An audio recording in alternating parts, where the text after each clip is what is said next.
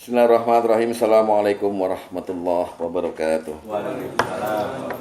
Innal hamdalillah nahmaduhu wa nasta'inuhu wa nastaghfiruh wa na'udzu billahi min syururi anfusina wa sayyiati a'malina. May yahdihillahu fala mudhillalah wa may yudhlil fala hadiyalah. Asyhadu an la ilaha illallah wahdahu la syarikalah wa asyhadu anna Muhammadan abduhu wa rasuluhu la nabiyya ba'dah. Allahumma fassalli wa sallim ala Muhammad wa ala alihi wa sahbihi ajma'in, amma ba'du. Fa ya ibadallah usikum wa nafsi bittaqwallah wa ta'atihi la'alakum turhamun. Ma'asyiral muslimin wa ma'asyiral mu'minin rahimakumullah. Marilah sama-sama bersyukur kepada Allah Subhanahu wa taala. Hari ini kita dapat banyak hadiah dari Allah berupa pemahaman mengenai tajwid yang disampaikan dengan sababiyah keikhlasan Pak Agus mengajar. Terima kasih Pak Agus, syukran kasiro, semoga pahalanya berlimpah. Ketika kita kemudian ingat ajaran-ajaran Pak Agus dengan tajwid ini, di saat Pak Agus sudah misalnya meninggalkan kita duluan, maka Pak Agus akan terang benderang kuburnya, amin. Gara-gara lantaran kita mengikuti apa yang beliau ajarkan. Ya, tapi kita doakan panjang umur, ya. Bukan berarti dengki, ntar dia dapat pahala banyak. Udah. Nah, kalau Jangan mati dulu. bukan kata Pak Agus, gua kalau mau mati jangan dikubur dulu. Iya. Kalau itu dengki. Yuk kita masuk ke masalah zuriyah. Saya anggap pelajaran kemarin udah ngerti ya. Jadi kedudukan kita zuriyah itu nantinya dalam perkawinan, terutama ternyata kita ini bukan hanya urusan mendidik anak, tapi kita juga sebagai anak. Apalagi kalau orang tua kita ada yang masih hidup. Di sini ada yang orang tuanya masih hidup ya? Banyak. Dede masih hidup ya? Ibu masih ada? Masih ada? Ibu masih? Masih ada semua ya? Terutama begitu. Nanti kita sebagai zuriyah. Tapi kalau kita sebagai orang tua, maka kita nanti akan memberikan pengajaran pada anak, khususnya dalam misi besar manusia. Yang Allah udah canangkan bahwa kita itu nanti akan kembali semuanya pada Allah. Wa ilaihi turja'un. Inna lillahi wa inna ilaihi raji'un. Wa ilaihi turja'ul umur. Semua akan kembali, semuanya. Kembali kemana? Ternyata manusia itu udah diberi contekan akan kembali ke surga. Tapi kembali ke surganya disuruh kita untuk nyangking bahasa Jawa itu apa? Untuk membawa zuriyah kita dan membawa pula orang-orang di atas kita. Jadi masing-masing akan membentuk satu rantai, satu sanad, terus nggak putus-putus sampai hari kiamat gitu. Nah, tapi misi ini kebanyakan gagal karena kita nggak tahu tugas kita yang seperti itu ternyata. Nah, dalam masalah zuriyah ini nanti kita lihat bahwa kita ternyata dalam posisi keturunan Adam. Tapi kita juga dalam posisi bisa mempengaruhi anak dan mempengaruhi kedudukan orang tua yang sudah meninggal selama kita masih hidup di sini. Itu kan masalah zuriyah semua, ya. Tapi dalam bab malam ini kita hanya bicara masalah kedudukan anak. Jadi kita punya anak nih. Nah, kedudukan anak ini di dalam Islam kita diberitahu supaya kita jelas gitu. Ya, maksudnya apa ini adanya anak gitu. Pertama, kedudukannya dalam Islam, anak adalah pemberian Allah. Anak adalah pemberian Allah. Yang kedua, anak adalah perhiasan dunia. Jadi harta kita anak itu, ya. Aset kita. Yang ketiga, anak itu dalam posisi sebagai musibah buat kita. Musibah atau ujian. Dan yang terakhir, anak adalah sebagai generasi penerus atau pewaris dari kita. Jadi hanya 4 aja kedudukan anak. 1 sebagai pemberian Allah, hadiah dari Allah. Ya, kemudian yang kedua sebagai perhiasan dunia, harta dunia. Yang ketiga sebagai ujian atau musibah untuk kita. Dan keempat adalah sebagai penerus, generasi penerus. Saya ingin kita fokus kepada Al-Quran. Karena ini semua info dari Allah, ya. Mari kita mengalihkan pandangan dan pendengaran kita sebentar kepada satu ayat sini, ya. Mohon dengarkan. Allah berfirman, A'udzubillahi minasyaitonirrajim, lillahi mulkus samawati wal ard. Milik Allah. semua kerajaan langit dan bumi. Kalau ada seorang yang mengumumkan di koran bahwa saya owner dari semua perusahaan batubara di Kalimantan, apa kesan pertama yang ditangkap sama kita? Orang kaya. Kaya. Pemilik.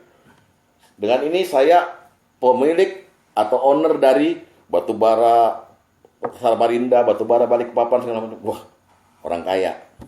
Allah mengumumkan lillahi mulkus samawati wal ard. Milik Allah semua kerajaan langit dan bumi. Di sini kita langsung harus memposisikan diri sebagai hamba. Oh iya ya, kalau gitu nggak ada milik kita. Lalu diteruskan yakhluqu ma yasha. Dia menciptakan apa yang dia kehendaki. Hati-hati dengan kata-kata ma yasha. Yakhluqu ma yasha. Setelah Allah ngomong milik, saya milikin semua nih. Jadi nobody, nggak ada yang milikin ini. Jadi saya yang punya semua. Allah mengumumkan dirinya kaya raya. Lalu dia bilang, yakhluqu ma yasha. Ya, dia menciptakan, atau aku kata Allah menciptakan apa yang aku hendaki. Atau makna terdalam, aku menciptakan sesuai kehendakku dan dalam posisi aku tidak butuh dengan ciptaanku. Nah lo, nggak butuh. Kalau kita bikin sesuatu karena kita butuh dengan sesuatu itu, entah apalah terserah. Ya, kita create, kita mengkaryakan sesuatu di dunia ini, buat sesuatu. Itu ada ujungnya kita butuh nanti dengan uang yang dihasilkan dari situ, atau kita buat Indomie lah. Kan kita butuh untuk makan itu. Allah menciptakan sesuatu sesuai kehendaknya, nggak butuh. Itu dulu. Oleh sebab itu, Zat yang Maha Agung ini berkata dia punya, dia buat kehendak sesuai dia, atau dia tidak buat sesuai kehendak dia, terserah. Itu ya. Lalu diteruskan, Yahabu. Nah ini Allah pengen bilang satu sifatnya yang namanya Al-Wahhab. Al-Wahhab itu memberi tanpa butuh, memberi tanpa ubi ghairi hisab. Pokoknya di mata kita sangat canggih sekali. Ya, setelah dia bilang mayasya, yahabu limay yasha'u inasau wa yahabu limay yasha'u zukur. Dia memberikan, ya, Wahab nih, yahabu. Dia memberikan anak perempuan kepada siapa yang dia kehendaki, dan dia memberikan anak laki-laki pada siapa yang dia kehendaki. Kenapa Allah mau bicara aja bahwa dia memberikan sesuatu yang berupa anak perempuan dan laki, dimulai dengan kata-kata milik? Artinya tidak ada satupun orang yang bisa mengklaim makhluk ini bahwa dia itulah, lantaran dia ini ada anak perempuan atau anak laki. Kuasa Allah, kehendak Allah, dan Allah nggak butuh dengan anak perempuan atau anak laki, nggak ada sekutu baginya. Ya, jadi ini ayat yang agung, informasi bahwa Allah memberikan kepada siapa yang dia kehendaki anak perempuan, dan kepada siapa yang dikehendaki anak laki. Lalu diteruskan lagi, au yuzawwijuhum zukronan wa inasa. Atau Allah memberikan anak perempuan dan laki kepada siapa yang dikehendaki. Makanya kita lihat ada yang cuma punya anak perempuan doang, ada yang punya perempuan dan laki, atau laki doang gitu. Itu bukan sekedar, jangan kita lewatin aja. Oh, kita mesti lihat keluarga ini kehendak Allah ini. Karena dia cuma anak perempuan doang, ada dalam Al-Quran. Dia anak laki doang, ada dalam Al-Quran. Dia anak laki dan perempuan, ada dalam Al-Quran gitu loh. Ya, jadi Allah menunjukkan kekuasaannya. Lalu wa yajmalu may yasha'u aqima, dan Allah membuat mandul siapa yang dia kehendaki. Hebat nih. Kenapa dikatakan juga begitu? Supaya kita jangan buruk sangka sama Allah. Kalau ada orang yang mengharapkan keturunan tapi 17 tahun nggak punya anak, itu Allah yang buat. Artinya makna yang terdalam yang kira-kira mendekati kebenaran adalah bahwa dia tugasnya sampai situ.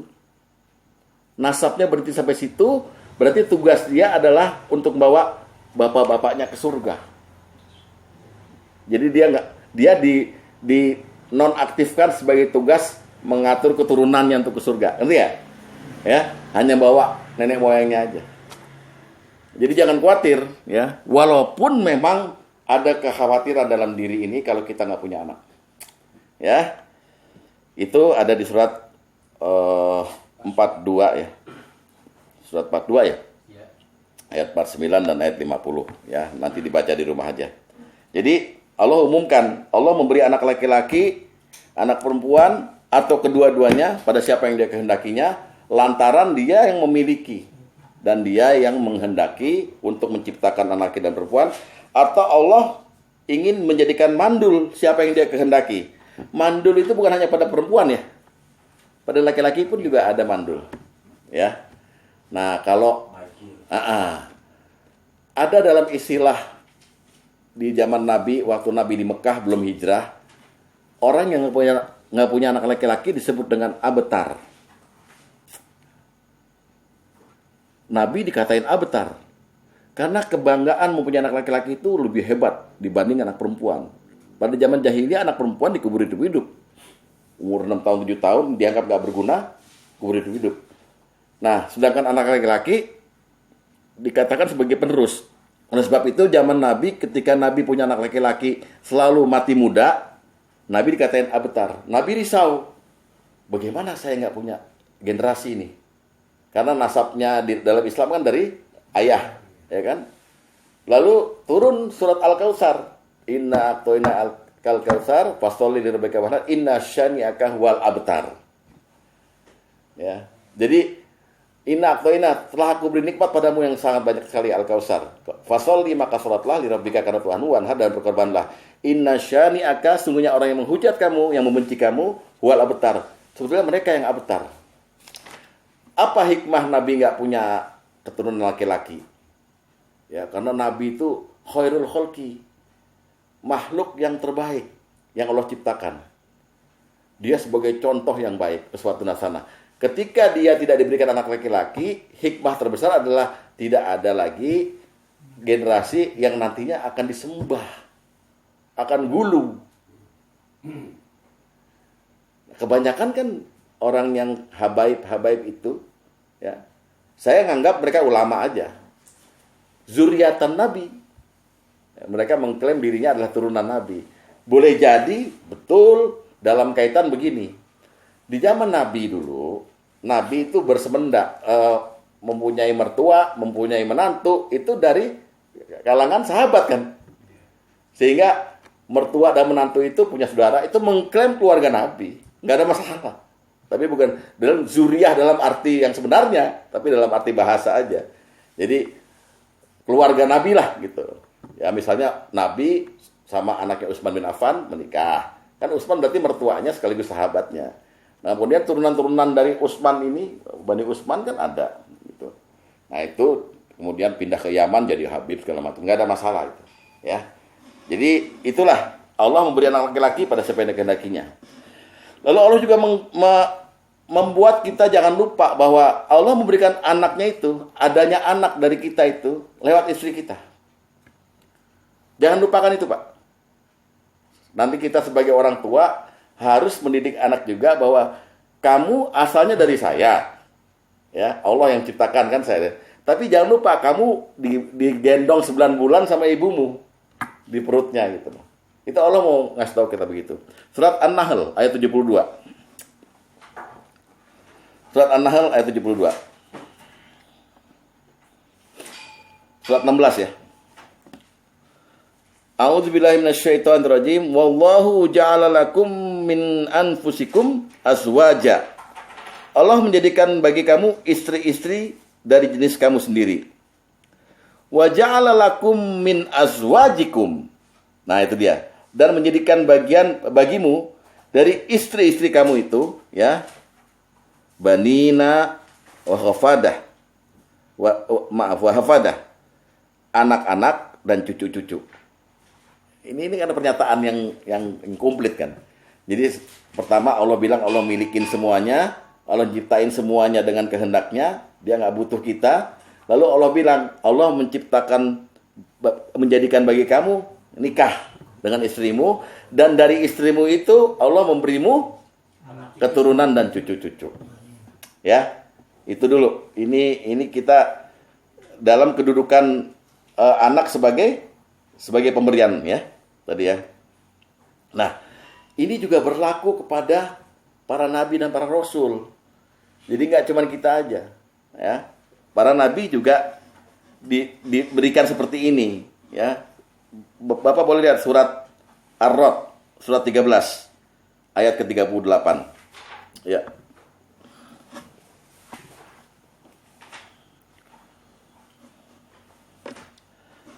Walaqad arsalna rusulam min qablika. Dan sungguh kami telah mengutus beberapa rasul sebelum kamu, sebelum Muhammad. Wa ja'alna lahum azwaja wa dzurriyyata. Ya. Dan kami memberikan kepada mereka istri-istri dan keturunan. Ya. Jadi ini sunatullah. Keturunan itu asalnya dari Allah, tapi melalui istri. Ya. Dan keturunan itu bisa berupa laki-laki, bisa perempuan, atau bisa kedua-duanya dikasih, atau juga bisa tidak dikasih, dalam arti mandul, ya. Cuman yang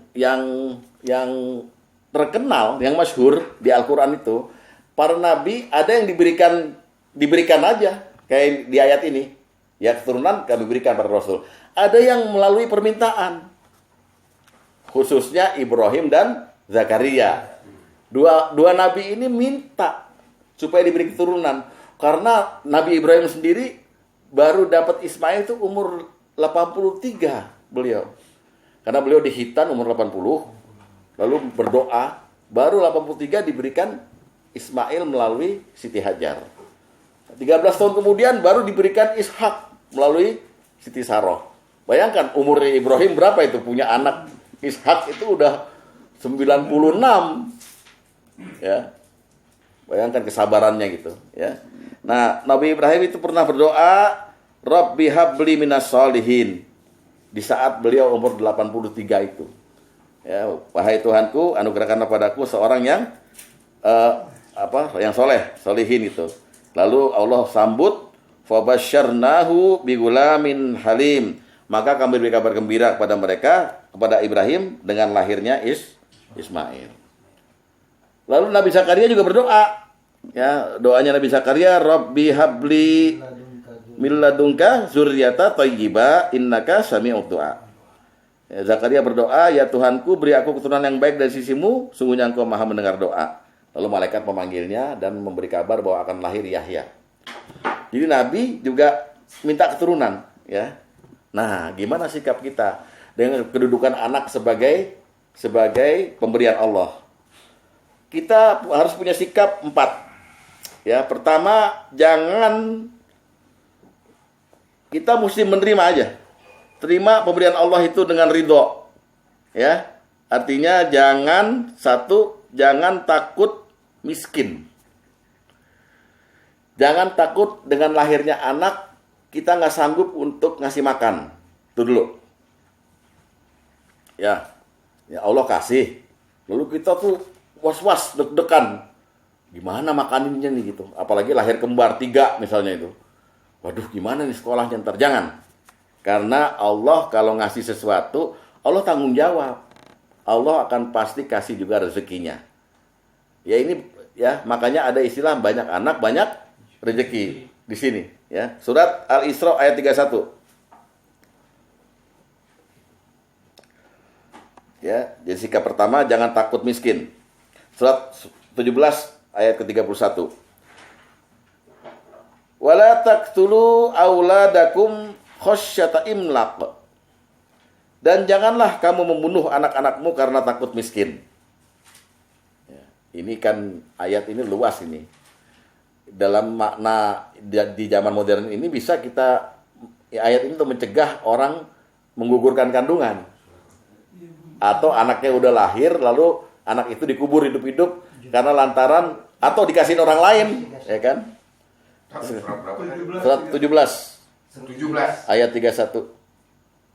Ya, wala taqtulu auladakum khasyata imlaq nahnu narzuquhum. kamilah, kata Allah, yang akan memberi rezeki pada mereka, dan juga wa iyyakum, dan juga kepada kita sebagai selaku orang tuanya. Jadi sikap pertama kita dalam rangka anak itu diberi oleh Allah, jangan takut. Ya, jangan takut. Ya. Nah, ini sekarang kan program keluarga bencana di tahun 70-an itu kan nyangkutnya ekonomi sebetulnya.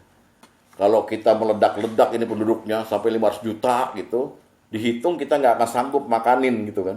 Makanya anak dianjurkan untuk 2 saja gitu. Ya, itu sebenarnya bertentangan. Malah kalau seorang yang betul-betul percaya sama Allah, yakin, dia menerima takdir Allah. Mah, kita nggak usah KB. Kalau Allah mau jadiin, jadi. Kalau enggak. Nah, lu mau kayak orang dulu tuh 10, 12 anaknya. Habis anak ke-12 selesai udah. Udah nggak bisa dipakai lagi. Maksudnya udah nggak bisa dijadiin tempat rahim lagi. Itu Allah yang jadikan juga. Dah selesai ya, kamu tugasmu. Kalau kita kan enggak, kita rencanakan. Ya kan, zaman sekarang rencanakan. Dah kita 3 aja deh, 4 aja gitu. Ya. Sombong. Apa tuh? Sombong. Iya. Belagu. Iya. Bukan saya ini, maksudnya orang umum. Saya pernah begini sama istri ya, Pak Tom, waktu sebelum nikah. Kita punya anak 6 ya, saya pengen punya anak 6 dari kamu, perempuan semua. Berpoli. Perempuan semua, karena saya melihat ada tetangganya ibu saya di Ben Hill itu anaknya 6 perempuan semua, di foto bagus sekali gitu. Jadi saya cuma itu doang tuh tujuannya, di foto bagus sekali gitu. Setuju istri saya, ya kita anak 6 gitu. Di anak kedua Dimas tuh lahir laki-laki. Waktu itu saya coba deh punya anak laki kayak gimana gitu. Lalu kita mau memulai kembali merencanakan yang ketiga, istri saya bilang capek melahirkan katanya. jadi ya udah itu. Hanya kita nggak pakai apa-apa sebetulnya gitu. Jadi itulah. Jadi anak itu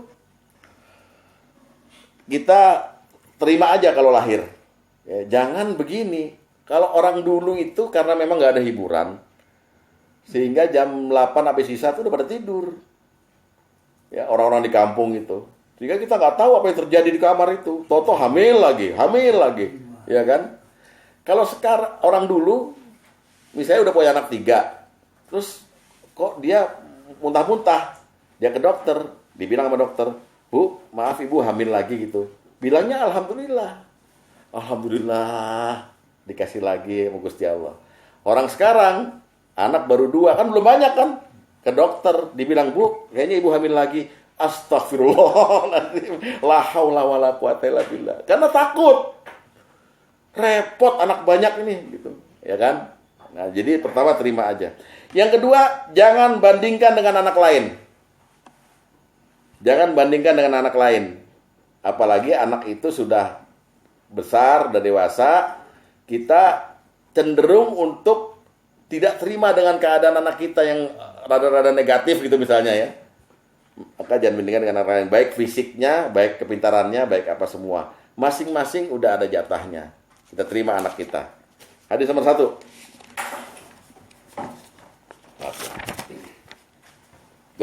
Jangan bandingkan anak kita dengan anak lain, ya. Kalau bagi pemberian kawasan kita Iya. menyikapinya, ini kemana urusan keluarga berencana? Ya itu dia tadi saya bilang bahwa Ya, apa hukumnya jadi? Iya. Kalau para ulama, PKB, para ulama di Indonesia memang sepakat ya bahwa keluarga berencana itu akhirnya memakai kaidah usul fikih. Bunyinya kaidah usul fikih, darul mafasid muqaddamu ala jabril masolih. Jadi mencegah yang mudarat harus lebih didahulukan daripada mengambil manfaat. Jadi itu kaidah usul fikih yang disepakati ulama. Sehingga dengungan oleh pemerintah bahwa hati-hati banyak anak nanti susah untuk mengatur ekonomi, itu diterima sebagai satu kalimat yang ma'ruf gitu loh. Sehingga orang takut. Ya udah ikut KB. Itu satu. Kedua, Samuel Huntington kan udah bilang di bukunya tahun 68 itu bahwa pertumbuhan umat Islam mesti ditahan. Jangan sampai besar, sehingga Amerika mengirimkan program KB itu ke Asia gitu. Jangan sampai umat Islam itu bertambah. Nah, kalau hukumnya kemudian dipadukan lah ini oleh para ulama. Dipadukan, ya udah. Kita ngikut pemerintah aja. Toh kita juga dikasih makannya oleh pemerintah gitu. Gitu kira-kira, Pak. Kalau mau lebih yakin dan dekat pada Allah, ya kita serahkan pada Allah. Kalau mau. Tapi kan kita sendiri harus juga membimbing istri. Udah, kita percaya sama Allah ya. Bikin anak lahir terus gitu. Makanya orang dulu lihat. Anaknya 12, 15, 7, 8, paling dikit 8 ya kan. Karena itu. Karena mereka nggak tersentuh dengan program-program ini. Ini kan sebenarnya program jumlah manusia tuh pengen disingkat gitu loh. Jangan banyak-banyak. Kalau bicara hukum fikih ya kita lain lagi nih babnya. Di dalam pemahaman saya, kita nggak boleh menolak pemberian Allah gitu ya. Itu kesana, Iya, ya. haram. Tapi susah kan. Untuk bicara, kita juga punya istri. Ya, kamu mau jadiin saya mesin yang oblak apa? Mau tiap tahun lahir gitu. Kan gitu juga. Jadi di samping kita juga pernah ada di bab jima kemarin masalah yang keluar di luar tuh loh, Pak. Azal. Ya kan? Itu Rasulullah kan pertama mencela azal, yang kedua silakan membolehkan gitu. Tapi tetap kita dengan akidah bahwa kalau Allah mau jadiin, jadi kok. Artinya kamu nggak usah sibuk untuk mengurusi penahanan kelahiran gitu. Spiral apa, nggak perlu sebetulnya. Kalau Allah nggak mau jadiin, nggak jadi. Biar kata kamu minum telur sama madu segala macam, spermanya bagus gitu. Nah ini susah untuk orang diyakini seperti itu. Susah. Yang jelas orang taunya kalau suami istri nggak pakai kontrasepsi, udah pasti jadi. Dan jadinya itu menimbulkan ketakutan. Waduh, ini bisa nggak saya bayar sekolah? Rasul membolehkan keluar di luar itu. Iya, akhirnya membolehkan, silakan saja. Rasul itu. Iya, tapi dengan itikad, dengan keyakinan baik bahwa kamu jangan melakukan itu untuk kamu katakan tidak hamil, bukan. Untuk kesenangan aja. Tapi kan mesti persetujuan dari si istri. Ya. Gitu. Karena ada juga istri yang pengen punya anak dari kita. Kalau kita main azal aja, dia merasa ditinggal, Pak. Gitu. Mari kita ngomongin jima itu. Ya. Kalau nggak mengikuti ilmu fikih tadi, berdasarkan pemberian Allah tadi, kan menyikapi ini, saya ngelihatnya lebih cenderung ke haram. Iya. Cenderungnya. Iya. Itu boleh Bapak terapkan di diri Bapak sendiri. Makanya kehati-hatiannya kalau sudah begitu, jangan sampaikan pada orang lain. Jadi itu. Kan ini banyak, satu ekonomi. Kedua, umur kita udah tua. Iya. Ntar yang didik anak gimana nih segala Iya, macam gitu kan. Ini iya. gimana nih? Ujungnya emang takut sih itu kan. Bukan hanya ekonomi, bos, kan lo. Hah? Repot. Bukan apa, kasihan anaknya. Padahal kalau ngelihat permintaan Rasulullah, suruh banyak-banyakin anak, akan jadi kebanggaan, iya. Tapi anak yang bermutu, bukan anak sekedar anak ya, anak yang bermutu dengan manusia mendidik. Nah, ketakutan itu juga bisa jadi sebuah kontradiktif daripada permintaan Rasulullah. Kenapa gue mesti takut? Ya udah didik aja sampai semampu saya, sampai seumur saya. Toh Pak Tom juga kan pengen 90 tahun. Jadi masih ada waktu untuk punya anak lagi kan gitu. Tapi ya begitu Pak. Kita ini kan dicampuri oleh banyak sekali itu pendapat-pendapat dan kemudian nggak apa-apa. Kalau bicara lempeng, mendekat ke haram. Berarti haram. Nah kalau gitu dipadukan aja. Kontrasepsi lepas, tapi Pak Tom keluar di luar. Buat kesenangan. Kurang Abdul. Gitu. Bukan Lezatnya di dalam. Nah. Itu bagaimana? Tapi ini babnya udah bukan bab jima. Babnya udah bab ini, ya. Nah. Ya, kita mulai hadis pertama. Dari Abu Musa al-Asy'ari, dia berkata, Rasulullah SAW bersabda, sesungguhnya Allah menciptakan Adam dari segenggam tanah yang di dalamnya terdapat beberapa unsur. Kemudian keturunannya menjadi beragam sesuai dengan unsur tanahnya. Ada di antara mereka yang berkulit merah, kulit putih, hitam, dan antara warna-warna itu ada yang lembut dan yang keras, ada yang buruk dan ada yang baik. Jadi maksudnya dari zatnya saja udah lain, sehingga pembawaan sifat anak pada waktu lahir juga lain. Ada yang pinter, ada yang setengah pinter, ada yang kurang, ada yang apa. Nggak apa-apa, terima aja dulu. Ya, terutama ayat tadi pengen nunjukin bahwa kalau anak lahir cacat, segala macam itu, terima Pak. Jangan bandingkan dengan orang lain. Ya. Jadi udah jatahnya begitu. Oke? Ya. Kemudian, yang pertama tadi apa? Jangan Miskin. takut miskin.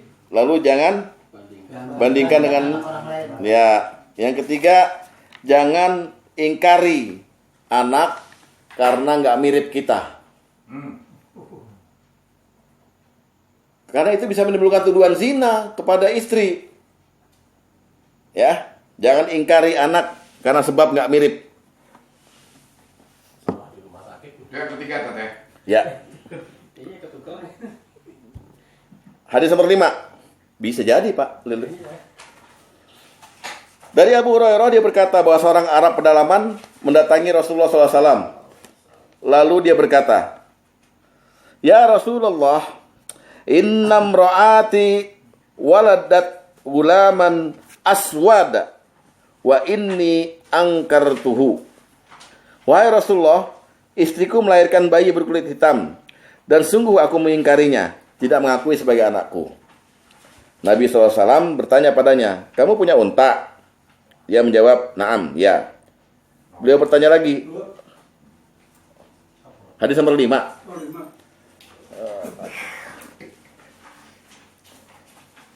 Warnanya apa? Dia menjawab merah. Beliau bertanya lagi, apakah anaknya ada yang abu-abu? Orang itu menjawab, ya. Beliau bertanya lagi, dari mana asalnya anak yang abu-abu itu? Orang itu menjawab, mungkin asal keturunannya ada yang abu-abu. Kemudian beliau berkata kepada orang tua itu, anakmu pun begitu, mungkin ini moyangmu ada yang berkulit hitam. Ini jawaban Rasulullah yang sejuk. Menghindari si bapak curiga pada istrinya. Ini anak gue kayak Ambon, lo main sama siapa? Bisa. Kebetulan tetangga orang Papua lagi. Kamu pernah mampir ke rumah sebelah nggak? Gitu. Ya. Jadi jangan kalau dia nggak mirip, pasti mirip kok. Cuman bisanya si anak tuh bisa mirip bapak dan ibunya sekaligus. Matanya mata ibunya, kupingnya kuping bapaknya, bisa tuh. Nah kalau kulitnya bapak ibu putih, kulitnya hitam, jangan langsung nuduh istri. Ya, karena mungkin mbah-mbah kita atau mbah-mbah istri kita ada yang kulitnya hitam. Ya, jadi terima pemberian Allah. Oke? Kenapa? Karena memang kemiripan anak itu asalnya dari air mani. Ada sahabat Nabi namanya Ummu Sulaim, udah saya saya terang kemarin ya, bahwa Ummu Sulaim itu dimarahin sama istri Nabi yang namanya Ummu Salamah karena nanya sama Nabi, apakah wanita bisa keluar mani? Ya bisa dong, celaka kamu Ummu Salamah. Kalau nggak keluar mani, maka dari mana itu anak mirip gitu? Yaitu hadis nomor ke-8. Ya, hadis nomor 8 buka.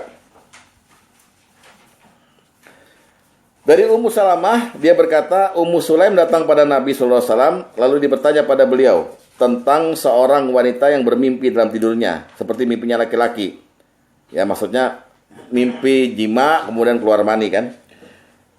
Lalu beliau menjawab, apabila dia melihat air, maksudnya dia melihat bercak air di celana dalam ya, hendaklah dia mandi. Aku Ummu Salamah berkata pada Ummu Sulaim, kamu telah membuat malu para wanita. Apakah ada seorang perempuan yang mengeluarkan mani? Nabi menjawab, ya, taribat yaminuki, celaka kamu Ummu Salamah, fabima yusbihuma waladuha. Kalau enggak keluar mani, bagaimana anaknya dapat mirip dengannya? Oh, jadi kemiripan itu dari mani. Dari mani. Mani laki-laki dan mani perempuan, yang mana lebih kuat? Kalau lebih kuat mani laki-laki, maka mirip bapaknya. Kalau lebih kuat yang mirip yang perempuan, maka mirip ibunya. Kalau sama-sama kuat, mirip keduanya. Barang keluarnya.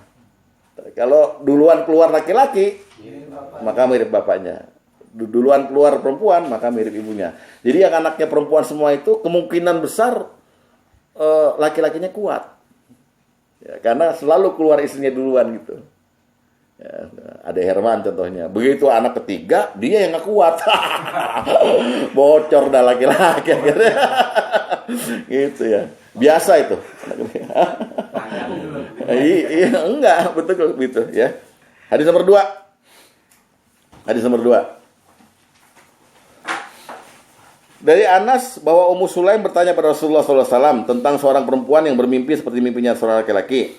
Rasulullah SAW menjawab, apabila dia bermimpi seperti itulah keluar mani, maka dia harus mandi. Berkatalah Ummu Salamah, wahai Rasulullah, apakah hal tersebut bisa terjadi? Beliau menjawab, ya, air mani laki-laki itu putih pekat dan air mani perempuan itu kuning encer. Maka mana saja dari kedua air tersebut yang lebih dahulu atau lebih kuat, maka anak yang lahir akan menyerupainya. Ini rumusnya, ya. Udah. Yang ketiga tadi jangan kecewa karena nggak mirip. Yang terakhir jangan kecewa karena jenis kelamin. Ya perempuan. Ya laki-laki.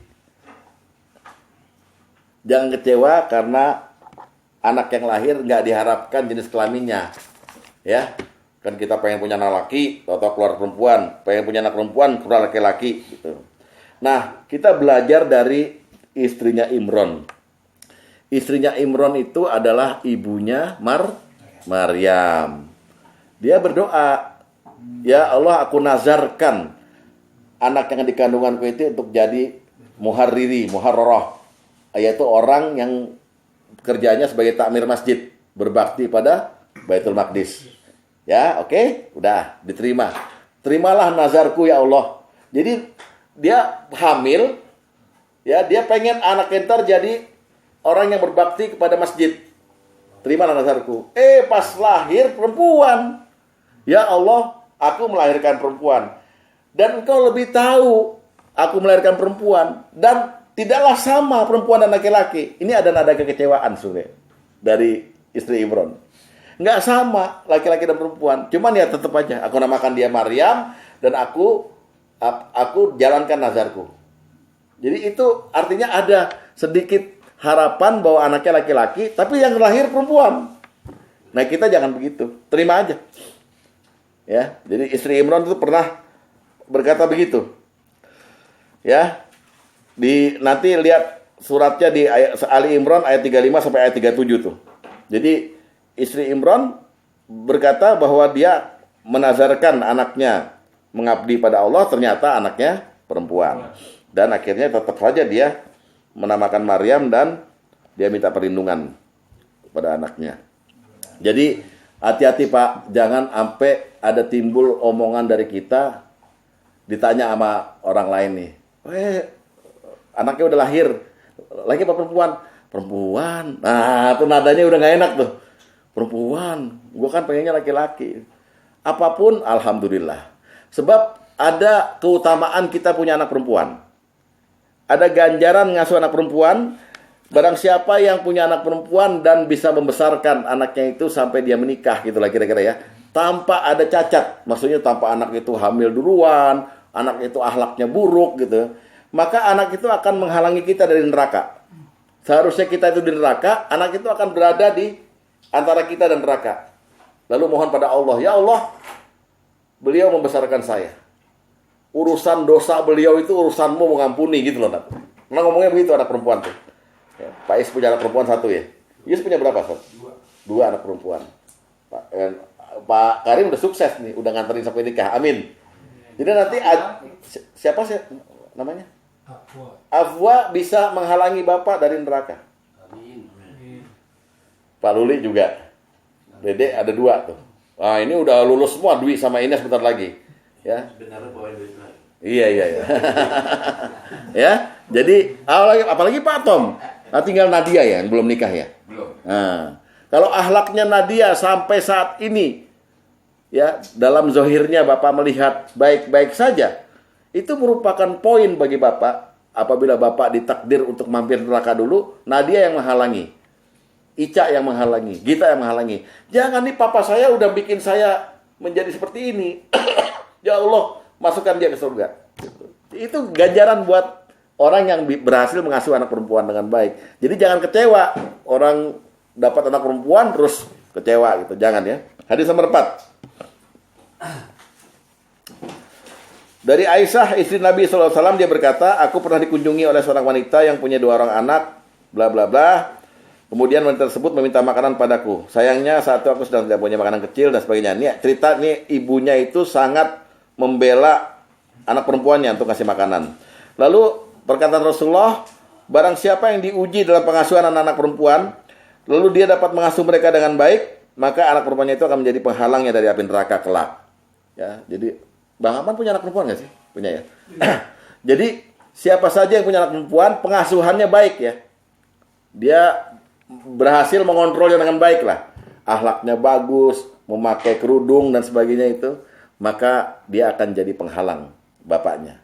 Sebaliknya, kalau gagal ngasih anak perempuan, maka anak perempuan itu menuntut pada Allah. Di sini nanti sambungannya. Ya Allah, kok dia ke surga? Gara-gara dia nih saya di neraka. Itu hati-hati, Pak. Iya. Gara-gara dia saya di neraka sekarang nih. Karena dia dayus. Dia membiarkan saya bergaul dengan orang lain. Dia nggak memarahi saya gitu. Maka Allah akan menanyakan pada kita. Selaku bapaknya. Benar begitu? Iya ya Allah. Udah. Yang tadinya siap-siap cium baunya surga. Karena dayus nggak jadi nyium baunya surga. Ya. Bahkan kalau orang sukses mengasuh anak perempuannya, ya, maka Nabi berjanji akan bersama Nabi di surga. Nabi surganya di mana? Di Firdaus. Surga pertama. Surga kan 100 tingkat. Nah, kita akan bersama Nabi di surga. Itu janji Nabi. Jadi beruntunglah Bapak yang punya anak perempuan. Ya. Kan susahnya juga ngontrol dengan ngawasin ya. Makanya itulah perlunya antara pendidikan. Ya. Hadis nomor 7. Hadis nomor 7.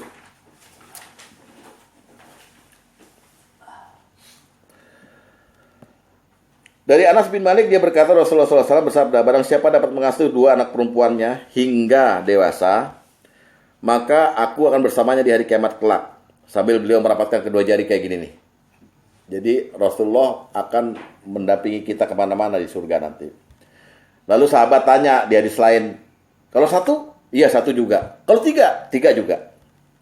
Jadi nggak cuma 2. Pokoknya perempuan berapa aja kalau sukses, maka Rasulullah akan mengajaknya dia ke surga.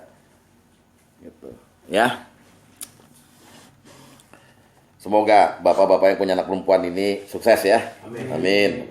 Jadi diterima saja. Itulah sikap kita. Pertama, jangan takut miskin. Kedua,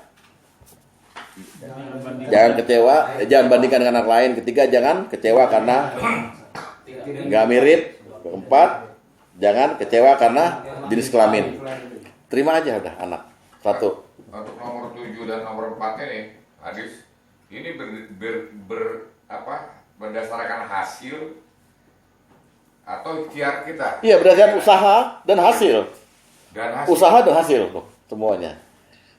Oh, ya. Iya dong. Ya. Bukannya hasil Allah yang nentuin. Iya. Kalau hasil yang Allah nentuin sama dengan kita bicara takdir tadi kan. Kalau kita udah mati-matian gimana misalnya itu? Ya nggak apa-apa. Mas Berarti Totoktum. kita nggak termasuk di sini. Nah, nggak gitu. Itu berarti Anda yang menentukan. Kan Anda bilang tadi hasil Allah yang menentukan. Kan antum bilang berdasarkan usaha dan hasil. Iya. Kalau kita nggak berhasil gimana? Begitu makanya ada ayat fattaqillaha mastata'tum. Bertakwalah sesuai kemampuanmu. Urusan hasil saya yang nilai bukan Anda. Nah, itu dia. Paham ya? Tapi Anda harus usaha.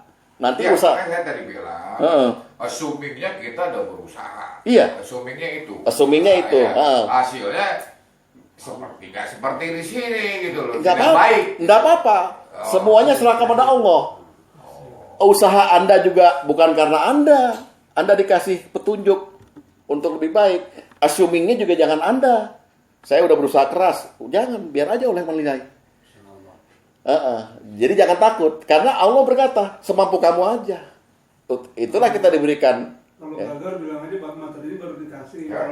Kalau gagal, Materi- kalau gagal bilang Ustadz yang salah. Iya. Karena baru ngasih materi sekarang, gitu kan. Jadi di sini ada kata-kata mengasuh kan, berarti kan Iya. kata kerja nih. Iya.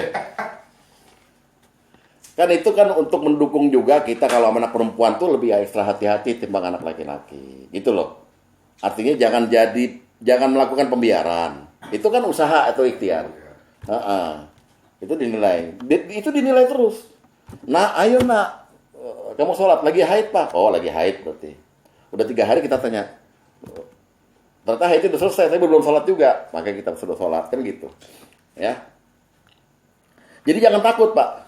Kalau hasilnya kok nggak seperti yang di hadis ini. Bukan Bapak yang berhak nilai. Allah yang berhak nilai.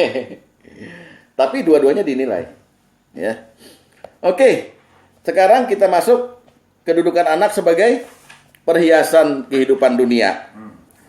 Ya, surat Al-Kahfi ayat 46. Tolong Bang Aman dibacakan. Al-Kahfi ayat 46.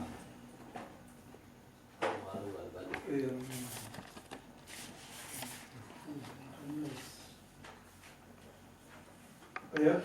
46. A'udzubillahi minasyaitonir rajim. Al-malu wal banuna zinatul hayatid dunya wal baqiyatus salihatu khairun 'inda rabbika thawaban wa khairu amala.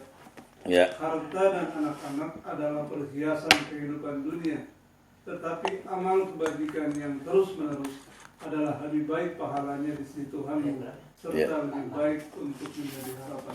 Oke, tolong Pak yang lain dilihat dulu ayat ini. Pak Iskandar belum ketemu ya?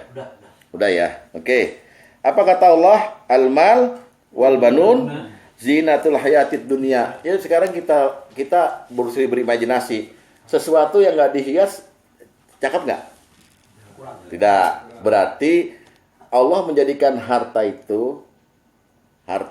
dan anak-anak itu sebagai sebagai variasi untuk kita enak dilihatnya gitu dunia ini. Jangan keliru memahami bahwa dunia itu jelek semua. Ya.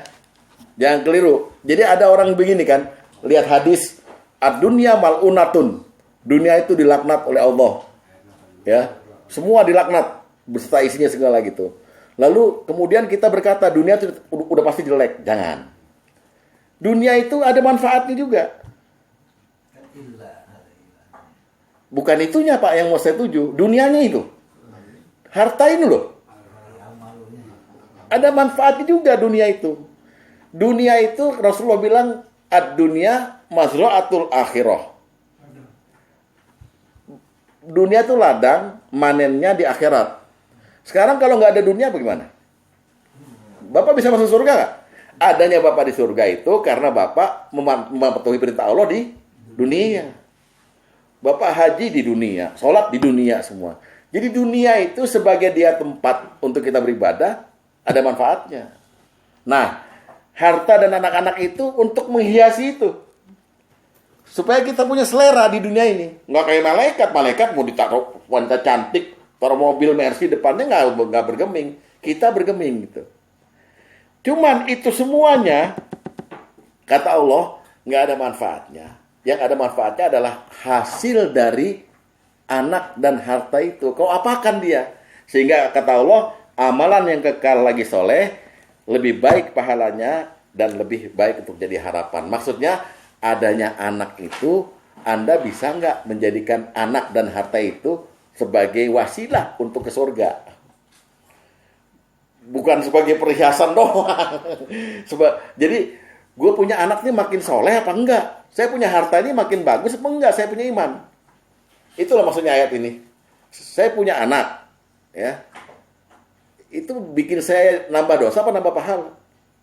Makanya amal yang soleh dan kekal. Ya. Jadi ini anak sebagai perhiasan dunia. Tapi yang fatalnya, kita ini memang dihiasi senang sama anak-anak, senang sama harta, ya kan? Zuyyina linnasi hubbus syahwat minan nisa itu.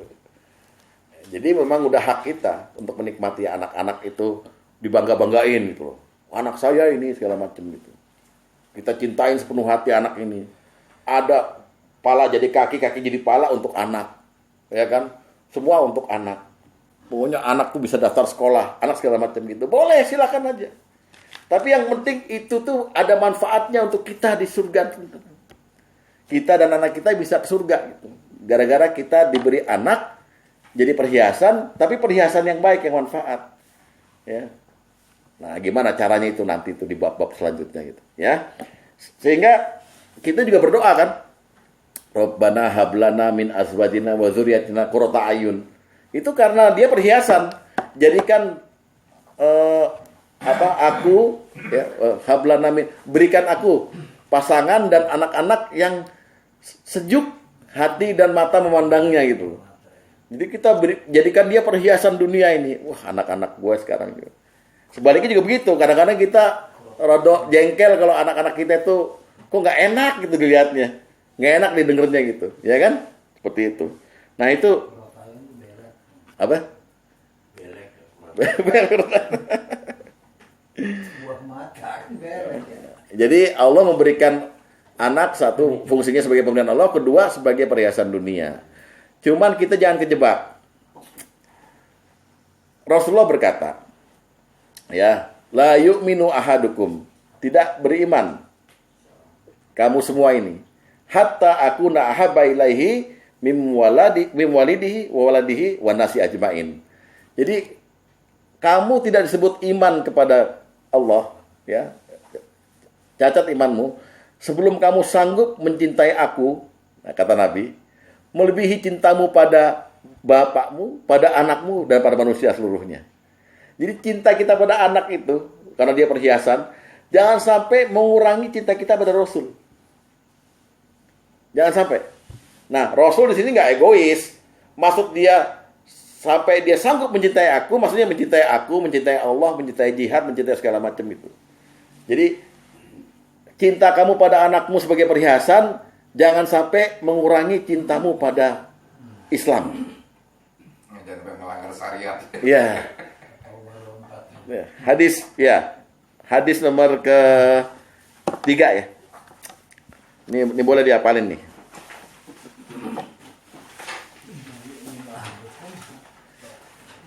Dari Anas dari Nabi SAW beliau bersabda, la yu'minu ahadukum, tidaklah beriman seorang dari kalian, hatta akuna ahabba ilaihi, ya, hingga aku lebih dicintainya, ya, mim walidihi, daripada orang tuanya, wa waladihi, anaknya, wan nasi ajmain, dan dari manusia seluruhnya.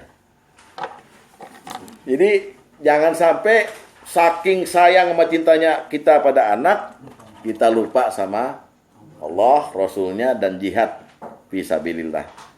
Ya. Buka juga At-Taubah ayat 24. Tolong Pak Agus bacakan.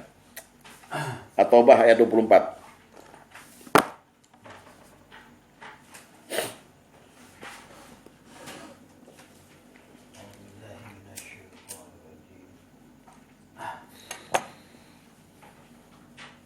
Qul in kana aba'ukum wa abna'ukum wa ikhwanukum wa azwajukum wa ashiratukum wa amwalun iqtaraftumuha wa tijaratun takhshawna kasada ومساكن ترضونها أحب إليكم من الله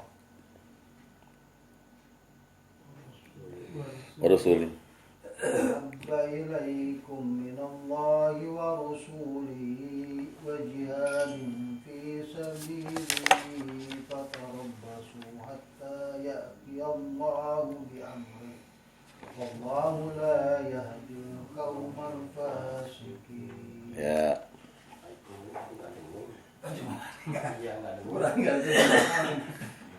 Bacain Dek. Terjemahannya Dek.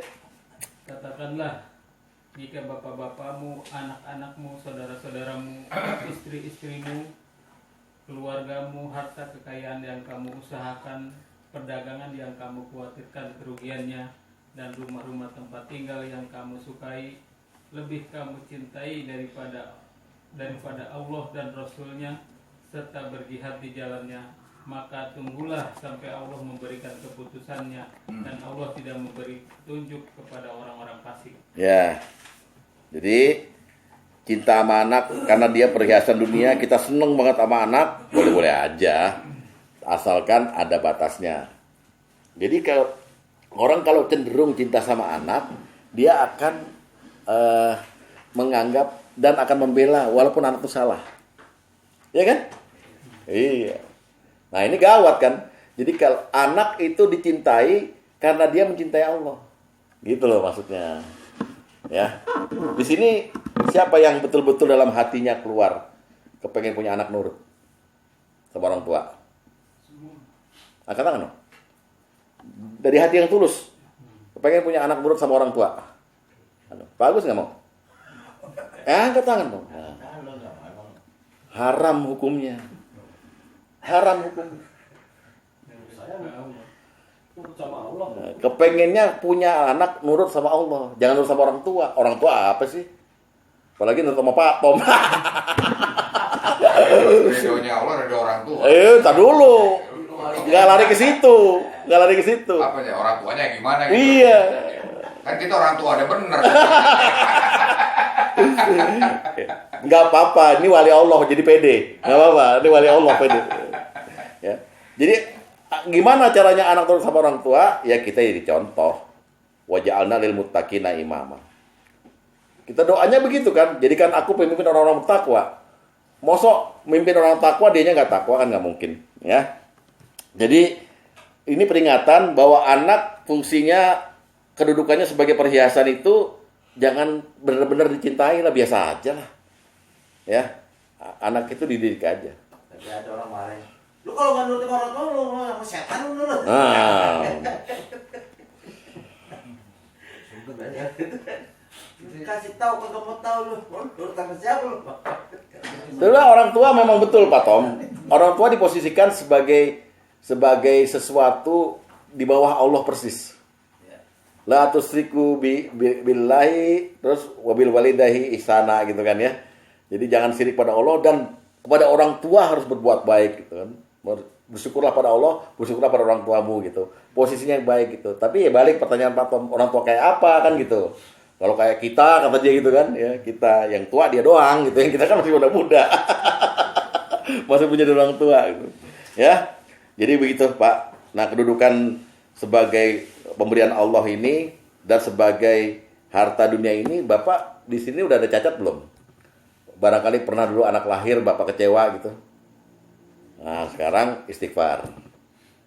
Anak lahir kan Bapak kecewa misalnya gitu, istighfar sekarang. Ya. Terutama jangan juga menyalahkan kalau anak lahir duluan sebelum nikah. Ada catat satu. Ada cacat satu. Maksudnya? Anak ganda kan disumbing. Oh iya. Diterima aja karena pasti Allah juga memberikan sesuatu kelebihan di samping kecacatannya. Pasti.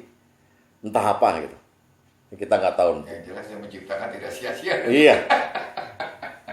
Susah kita untuk menerima itu ya, rumus, tapi itu yang jelas begitu. Saya punya ponakan juga ada yang autis. Ya. Autis itu benar-benar dia di dunianya sendiri. Kalau kita datang, Om Titi, Assalamualaikum. Oke. Al-Fatihah, bismillah, Al-Fatihah. Habis, gitu doang ngomongnya. Nggak bisa diajak dialog gitu. Tapi yang penting dia pede ya. Pede anak ada. Oh, pede. Ya udah, alhamdulillah. Dia lewat gitu. Paling sayang sama saya. Alhamdulillah. Ya. Kalau waktu mau lahir tuh istri saya kan kalau orang tuh Udah ya dioperasi, udah. modal mandor orang tuanya. Udah dioperasi. Ngapain udah itu tiduran aja sambil tidur. Pas bayi udah Ya dibenahi. sambil saya berdoa ya mudah-mudahan udah lebih nggak kurang. Kata apa ngeliat kalau tangan kan saya suka lebih itu. Cuman kaget aja pas lahir. Iya. Ya, sekarang kedudukan anak sebagai musibah. Ya, sebagai cobaan, sebagai ujian gitu. Salah asuh.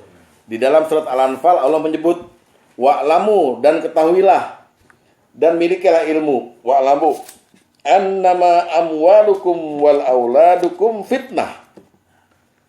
Hanyalah anak dan harta itu dikasih padamu sebagai ujian bagimu. Fitnatun, sebagai ujian. Wa annallaha indahu ajrun azim, dan sesungguhnya di sisi Allah pahala yang besar. Jadi maksudnya anak sebagai ujian, anak itu kemudian bisa membuat kita berpikir, menjawab soal. Ini anak ini hadir di dunia ini itu untuk ngetes kita. Kalau kita lulus ujian itu, berhasil menempuh ujian, Allah bilang pahalanya di sisi Allah besar. Gitu. Jadi bukan jangan cuman puas dengan ya anak udah begini udah nggak apa-apa dikasih Allah. Kita yang membentuk dan memberi warna dia supaya kita lulus ujian, gitu ya. Al-Anfal ayat 28 ya. Al-Anfal ayat 28. Siapa? Ayat 28. Surat Al-Anfal. Ya.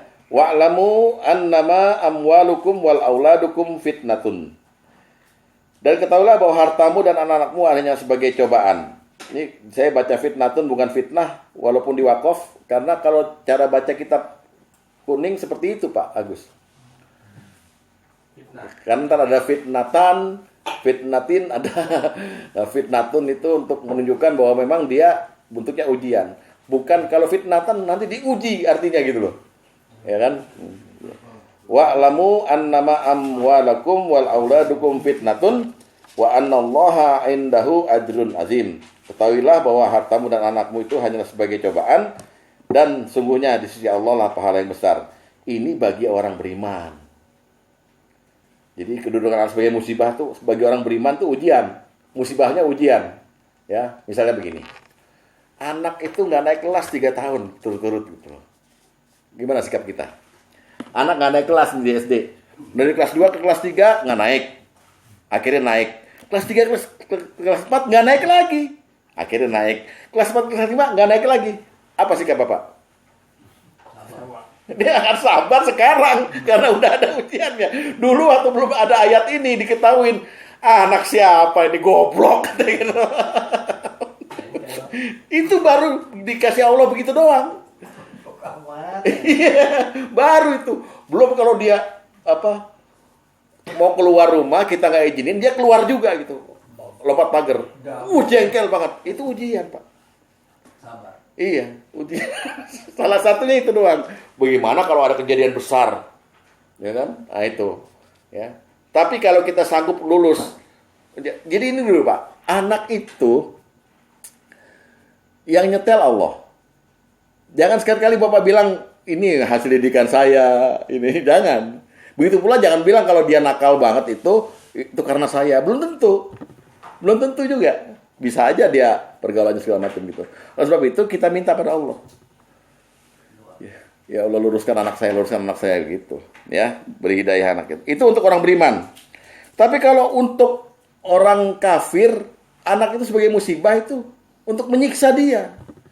Lahirnya anak, diberinya harta orang kafir itu justru untuk siksa. Musibahnya siksa untuk dia.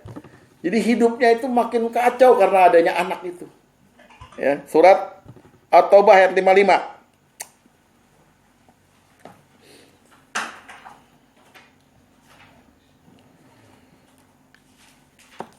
Allah memperingatkan kepada Nabi, "Fala tu'jibuka amwaluhum wala auladuhum." Jangan kamu kagum ya kepada harta benda dan anak-anak mereka itu. Ya, kebanyakan orang kafir kan kita lihat kehidupannya, anak-anaknya sehat-sehat, seger-seger gitu ya. Ya, hartanya juga banyak gitu. Apa kata Allah? Innama yuridullahu liyu'adzibahum biha fil hayatid dunya. Sungguhnya Allah menghendaki dengan memberi harta benda dan anak-anak itu untuk menyiksa mereka dalam kehidupan dunia. Ya kan? Terus watazhaqa anfusuhum wahum kafirun, dan kelak akan melayang nyawa mereka sedang mereka tetap dalam keadaan seperti itu. Jadi Bapak pengen kan punya anak yang pinter, lulusan Harvard, terus Bapak punya uang banyak, tapi ternyata itu untuk menyiksa Bapak di dunia. Mau nggak begitu? Jangan.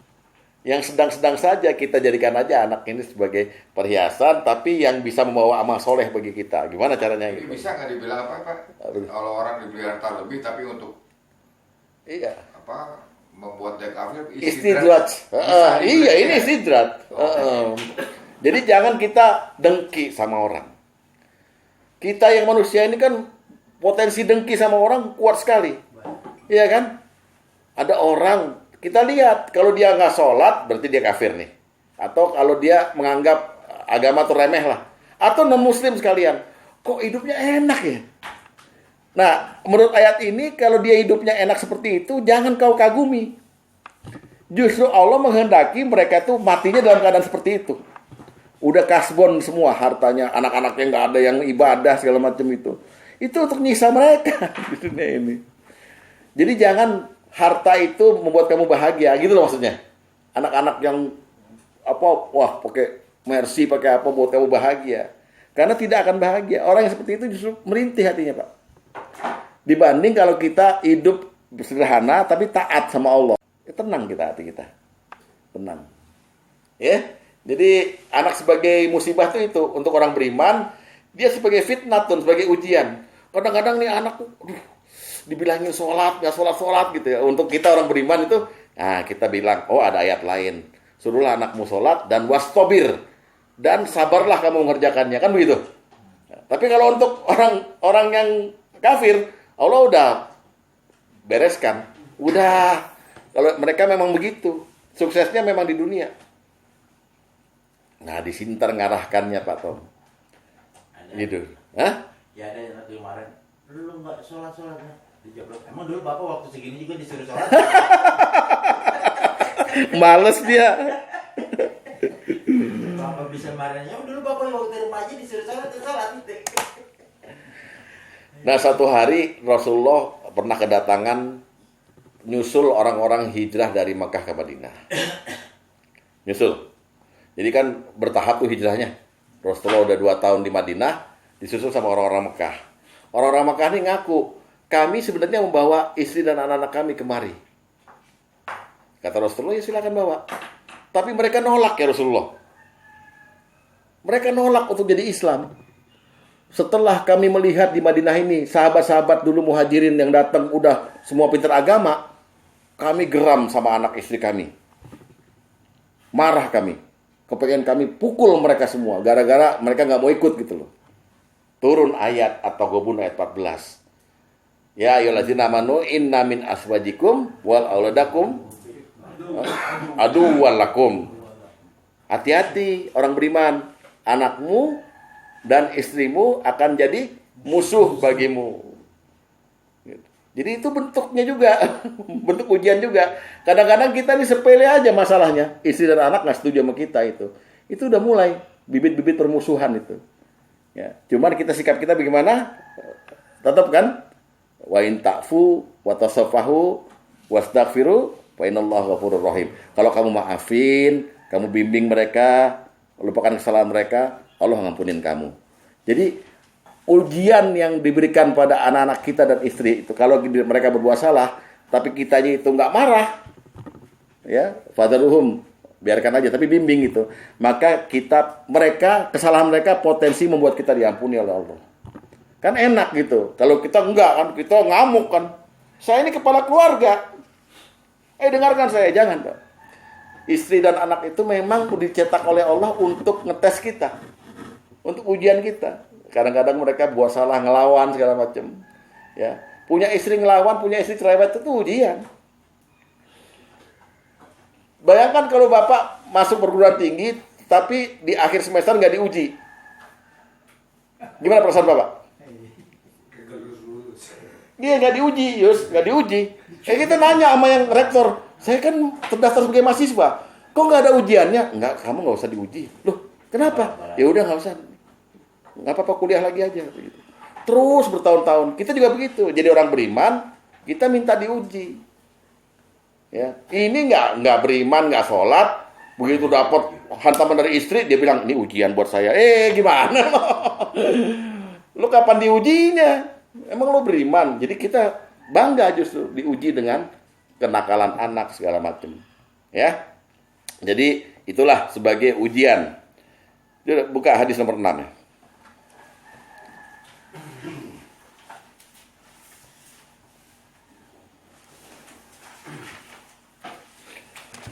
Dari Ibnu Abbas bahwasanya ada seorang laki-laki yang bertanya padanya tentang ayat berikut ini. Maksudnya ayat At-Taghabun ayat 14 tadi. Ya, wahai orang beriman, sesungguhnya di antara istrimu dan anakmu ada yang menjadi musuh bagimu, maka berhati-hatilah. Ibnu Abbas menjawab, ayat ini menceritakan kaum laki-laki yang masuk Islam dari penduduk Mekah.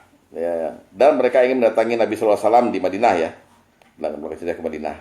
Tapi istri-istri dan anak-anak mereka menolak ditinggalkan olehnya demi datang kepada Rasulullah.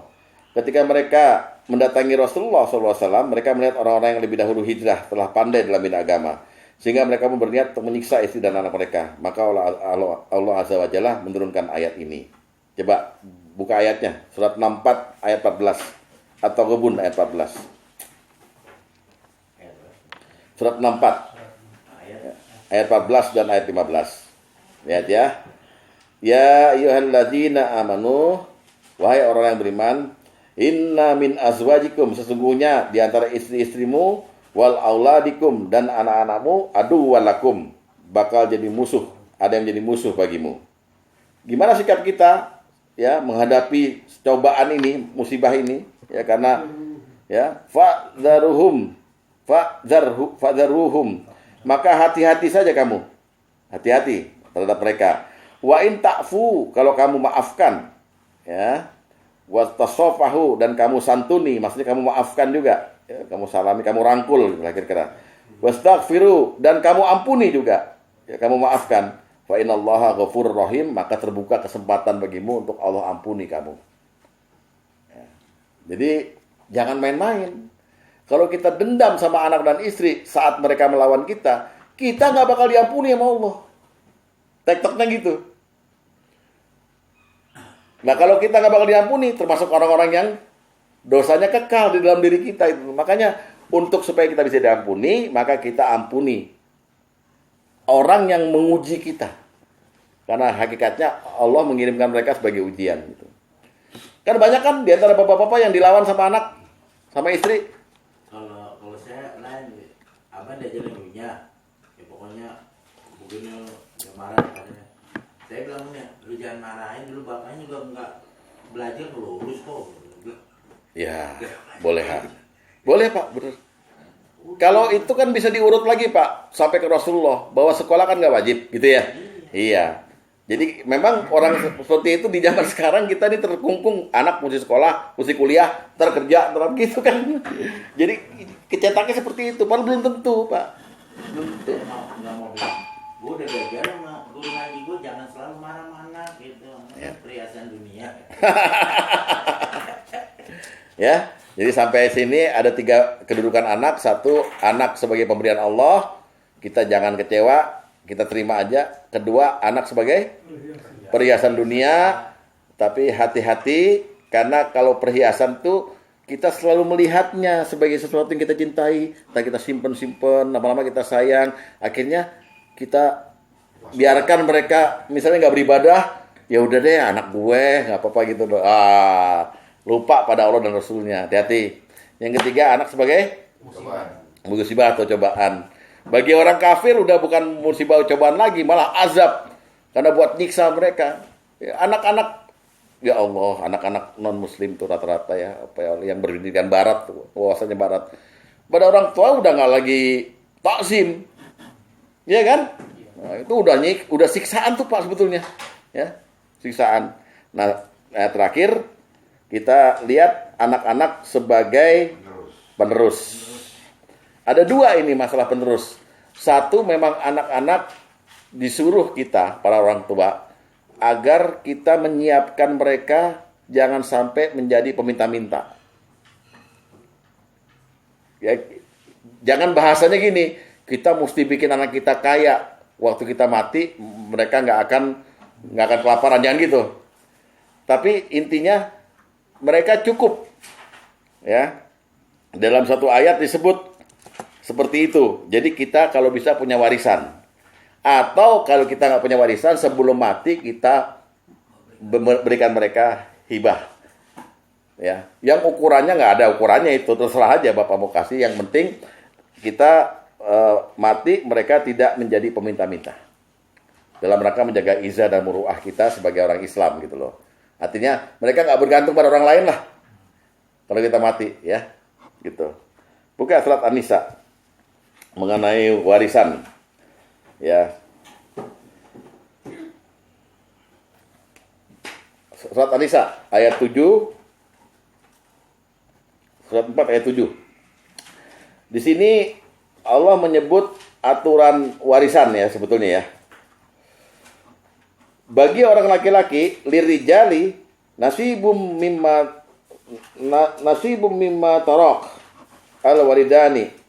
Ada bagian dari harta peninggalan ibu bapak dan kerabatnya, wal akrabun, ya. Dan bagi orang wanita ada hak pula harta peninggalan ibu bapak dan kerabatnya, baik sedikit atau banyak menurut bahagian yang telah ditetapkan. Jadi Allah mengumumkan bahwa memang lazimnya setiap orang yang mati, orang muslim itu bagi punya anak perempuan dan laki-laki, ya adalah jatahnya gitu, ya, lazimnya. Dan apabila suatu pembagian itu hadir kerabat, anak yatim dan orang miskin, nah, di ayat 8 itu, maka berilah mereka dari harta itu dan ucapkanlah kepada mereka perkataan yang baik. Jadi ada jatah juga kalau ada tamu yang menyaksikan pembagian waris. Ayat 9-nya baru nasihat nih. Lihat. Wal yakhshal ladzina law tarakum min khalfihim itu belakangnya, dzurriatan di'afan khaufun alaihim. Dan hendaklah takut kepada Allah.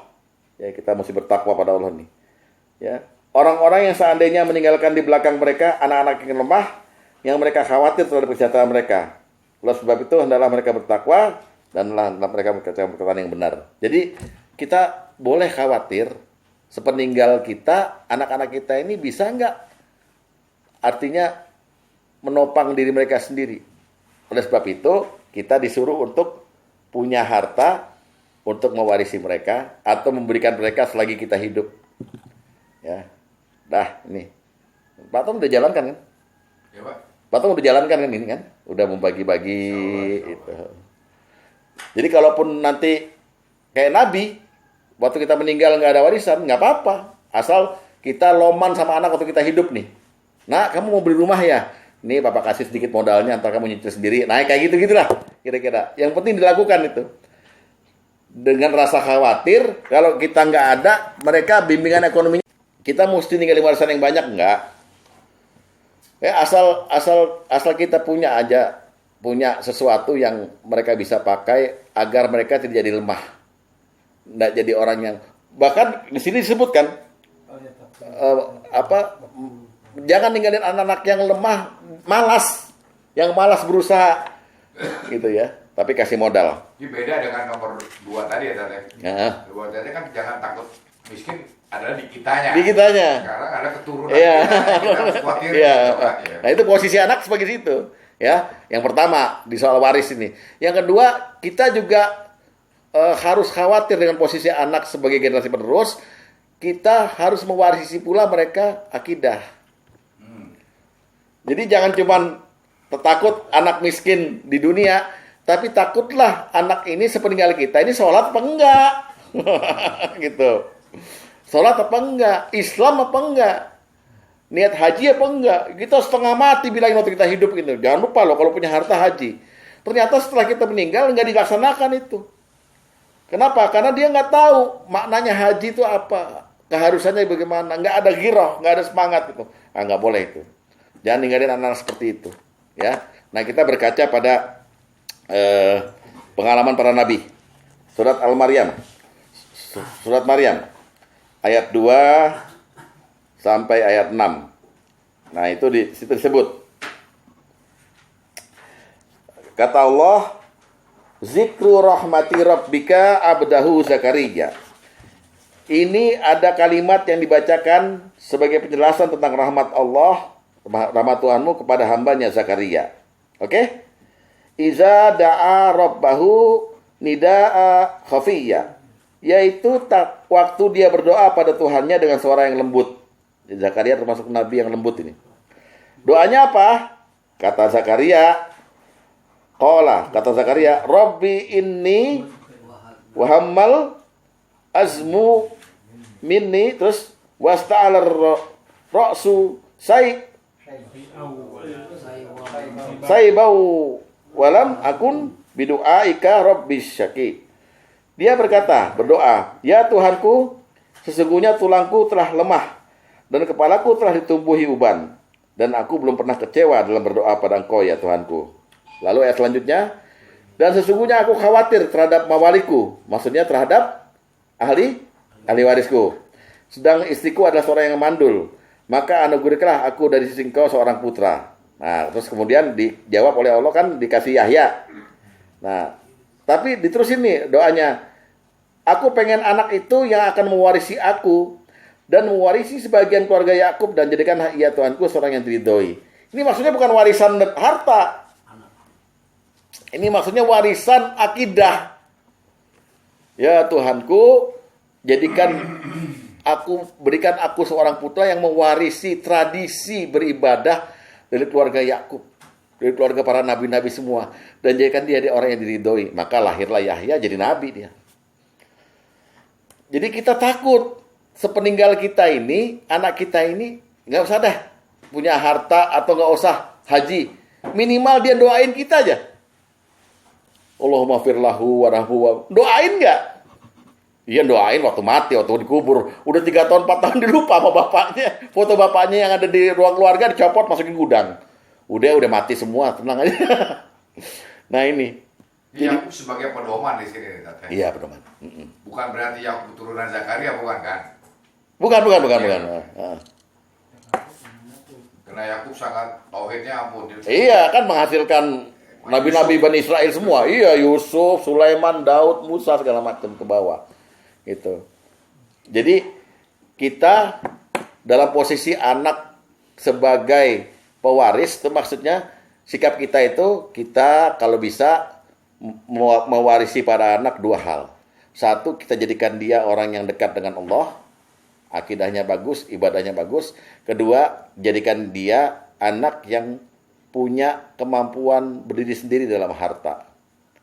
Jangan jadi mengharapkan harta orang lain, minta-minta segala macam, utang sana utang sini, ya. Dan itu bisa dengan cara dikasih modal atau diwarisi harta, gitu. Nah, ini suruhan Islam. Nah, masalah yang warisin akidah inilah yang nanti akan kita bahas panjang lebar, karena ternyata anak itu kita harapkan dia bisa mengantarkan kita ke surga. Begitu pula kita mengantar anak ke surga sama-sama gitu, sebagai satu sanad yang Allah sudah perintahkan bahwa kamu wajib kembali padaku, tapi wajibnya ke surga. Nah, jangan anak ini jadi penghalang kita ke surga. Jangan pula kita jadi penghalang anak ke surga. Kan bisa aja kita jadi penghalang anak ke surga. Ya kan? Itu tadi, ridallahu fi walidain, kalau kita nggak ridho sama anak murka sama Allah, murka sama anak. Akhirnya jadilah anak kita yang tadinya masuk ke surga jadi ke neraka. Gitu ya. Jadi fungsi anak itu 4 itu, kedudukan anak. Nanti kita teruskan minggu depan, baru misi besarnya seperti apa manusia, lalu sambungan kita pada anak seperti apa. Yang jelas, kita udah lewati 4 ini. Yang keempat belum. Yang pertama kita lewati adalah kita udah terima kita punya anak dengan keadaan baik buruknya, dan jenis kelaminnya apa, mirip-mirip kita apa enggak, udah terima kita nih, udah beres nih. Yang kedua, anak sebagai perhiasan, kita udah tahu, kita ada batasan mencintai, ya kan? Yang ketiga, anak sebagai ujian atau musibah, kita mungkin udah sabar menghadapi anak, mendidik anak dengan baik. Yang keempat, anak sebagai pewaris, maka kita warisi ilmu-ilmu agama kita. Udah dijalankan nih sama Pak Tom nih, anak udah diskusi agama sama anak kan, sama Alan, sama Tito gitu. Ya semoga kita semua sanggup menjalankan kedudukan anak ini, dan kita menyadari bahwa ternyata punya anak itu kita ada tugas mulia untuk kita dan untuk anak-anak kita, generasi penerus kita. Demikian, wassalamualaikum warahmatullahi wabarakatuh. Waalaikumsalam.